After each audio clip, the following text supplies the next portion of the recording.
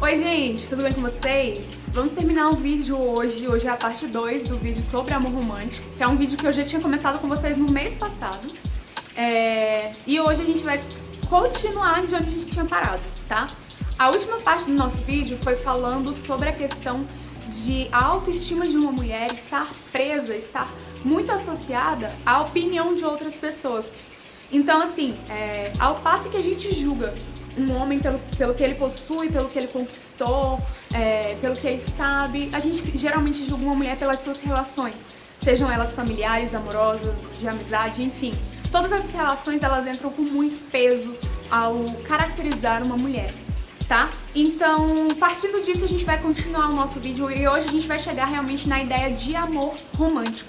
A gente já conversou um pouquinho sobre o lance das emoções, então eu acho que a gente já está preparado para falar sobre o amor romântico em si. Vamos lá? A gente falou muito sobre como essa necessidade de mostrar que uma mulher é frágil faz com que ela se sinta dependente de outras pessoas. E como uma mulher carrega essa dependência para a sua vida adulta e leva ela para suas relações amorosas também, assim como todas as outras relações. Mas a gente gera mulheres que são extremamente dependentes. São mulheres que não sabem viver sozinhas, que não saem para jantar sozinhas, que não se divertem sozinhas, que sentem a necessidade realmente de terem parceiros ou parceiras para se sentirem realizadas. E aí acaba que isso faz com que elas coloquem muita cobrança sobre os parceiros que elas têm. Por quê? Porque se você precisa daquela pessoa, se você precisa do outro para ser feliz, se você delega a sua felicidade para outra pessoa, observe que isso é muito pesado, é uma coisa muito grande. É você entregar a responsabilidade de te fazer feliz para uma outra pessoa. Quando você faz isso, você vai cobrar dessa pessoa um comportamento, você espera dessa pessoa um comportamento. E quais são os comportamentos que as mulheres esperam dos homens de uma maneira geral? Que eles supram seus afetos, as suas necessidades afetivas, que sejam carinhosos, que sejam sensíveis, que sejam afetuosos, que sejam, enfim, que sejam tudo aquilo que elas aprenderam que elas precisam ter, que elas precisam ser, que elas precisam receber esse tipo de suporte. Mas, ao passo que isso é ensinado para as mulheres cobrarem de seus parceiros, é ensinado para os homens que eles não podem ser sensíveis, vulneráveis, falar sobre sentimentos, se preocupar com os sentimentos das pessoas com quem eles estão. Então, assim, é muito complicado quando dois seres são criados de formas completamente diferentes e, de alguma forma, o mundo exige que eles dois se conectem, tá? E quando a gente tá falando dessa ideia de feminilidade e masculinidade, falando nesse contexto, ela vai carregar muitos problemas. Porque a gente tá falando de mulheres que vão se submeter a relacionamentos abusivos, porque simplesmente não conseguem ficar sozinhas ou acham que não podem ficar sozinhas, que é muito melhor estarem mal acompanhadas do que sozinhas. Elas vão ser muito mais valorizadas e compreendidas socialmente do que se elas estivessem sozinhas. E a gente vai gerar homens que não conseguem expressar suas emoções, seus sentimentos, dar esse suporte emocional para suas parceiras, por receio de demonstrar algum tipo de fragilidade ou vulnerabilidade. O que acontece? Existe já uma construção social do que é um relacionamento perfeito, de que duas pessoas não são completas sozinhas, aquele lance de alma gêmea, metade da laranja, porque ela não é uma laranja completa, essa pessoa me completa, me complementa, tem tudo que eu preciso, enfim, todo esse ideal que cria uma romantização de um relacionamento. O que é essa romantização? Não é porque a pessoa é romântica, leva um ursinho e flores e isso é romântico. Não, a gente tá falando que a gente tá tirando, a gente tá idealizando um relacionamento. A gente tá tirando o que é real dali. A gente tá excluindo as possibilidades de diferenças. A gente tá imaginando que aquilo é perfeito. Mas a gente precisa lembrar que pessoas são imperfeitas e que elas vão ter vários e vários resquícios de todo esse comportamento social. E aí nisso, tomem cuidado, porque eu não tô dizendo para que devemos perdoar comportamentos agressivos ou que devemos perdoar ou entender esse tipo de comportamento, não. Eu só tô falando que a gente precisa entender toda essa estrutura pra gente se ver dentro de um relacionamento. E entender que dentro de um relacionamento é necessário que exista individualidade. Não existe isso de, somos duas pessoas. Tudo bem, gente, quer fazer um perfil só no Facebook? Faz. Quer fazer um perfil só no Instagram? Faz. Mas entenda que são pessoas diferentes, com desejos diferentes, sonhos diferentes, com necessidades diferentes. E essas pessoas, elas precisam se bastar. Eu preciso me bastar, você precisa se bastar. E nisso, quando as pessoas elas pensam muito, por conta dessa construção desse amor romântico, desse amor ideal de eu tenho um par perfeito, no mundo inteiro só existe uma pessoa perfeita pra mim. E aí elas ficam presas, né? Tanto as mulheres quanto os homens ficam presos dentro desses relacionamentos que muitas vezes não trazem felicidade, porque é aquilo, você tá na expectativa de que o outro te faça feliz, quando o outro não sabe nem se fazer feliz. E é muito louco perceber quanto isso pesa muito mais pra mulheres. Porque a mulher, ela deixa de ser o eu e ela passa a ser o outro. Ela deixa de ser um indivíduo e ela passa a ser o coletivo, ela passa a ser a família como um todo.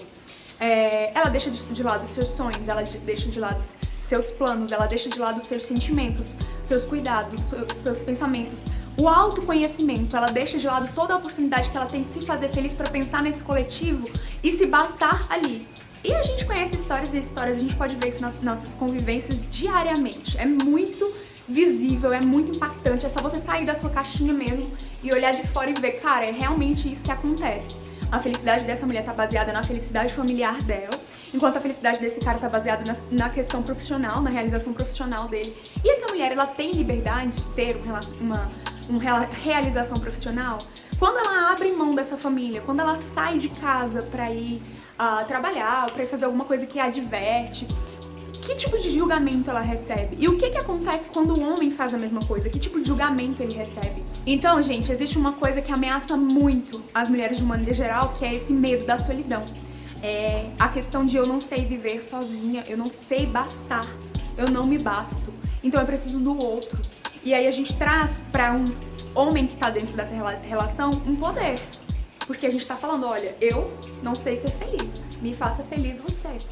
Como que você vai fazer isso? A que custo você vai fazer isso? O que eu preciso fazer pra você continuar aqui dentro desse relacionamento? Pra você não me deixar sozinha? O que eu preciso fazer? Então é isso, a gente vai começando a entrar numa sequência de ações que estão sendo sempre moldadas, de fato, socialmente, e que vão sendo sempre reproduzidas, vão sendo sempre passadas adiante pros nossos filhos, netos e blá blá blá. E aí, um outro vídeo eu vou chegar aqui pra falar um pouco também sobre essa questão maternal, porque ela também tá muito associada a isso, essa questão da necessidade de um filho, da necessidade de maternar de uma maneira geral, né? Mas enfim, essa é uma conversa pra um outro vídeo que provavelmente vai sair no próximo mês. Então a gente falou muito que esse sistema, que essa construção, que esse modelo que a gente vive, ele brutaliza muito os homens, ele marca e brutaliza esses homens, mas ao mesmo tempo eles recebem poder, eles podem dominar essas relações. Então eles estão numa posição extremamente privilegiada, ao passo que eles não podem, eu não posso chorar, eu não posso me depilar, eu não posso usar maquiagem, eu não posso fazer nada que me mostre de alguma forma feminino. Ao passo que eles recebem esse tipo de cobrança, eles também estão numa posição que eles têm muito privilégio. Olha, eu posso ser agressivo porque é da minha índole, é do meu caráter, é do que é esperado de mim, é do que eu fui feito para fazer.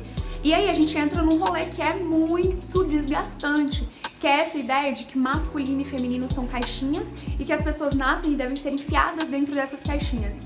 Essa questão, ela vai muito além, gente, do que a gente tá pensando. Muita gente fala assim, é muito simples, um homem não pode fazer coisa de mulher e a mulher não pode fazer coisa de homens. Ok, mas o que é uma coisa de mulher e o que é uma coisa de homem? E até que ponto isso se reverbera na nossa sociedade e nos impede de fazer coisas que a gente quer fazer? Porque vai muito além, vai do sentido de tipo, você não pode ficar triste, você não pode chorar, você não pode ter fragilidades, você não pode ter inseguranças.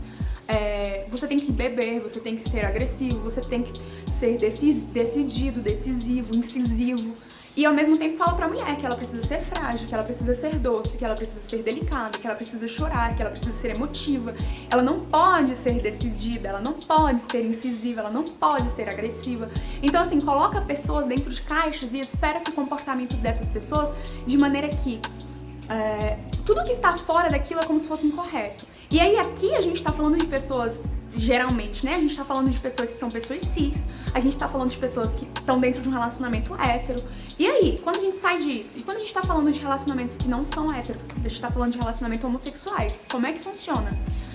Tem alguns estudos que falam que muitos relacionamentos homossexuais reproduzem esse comportamento de um papel masculino e de um papel feminino.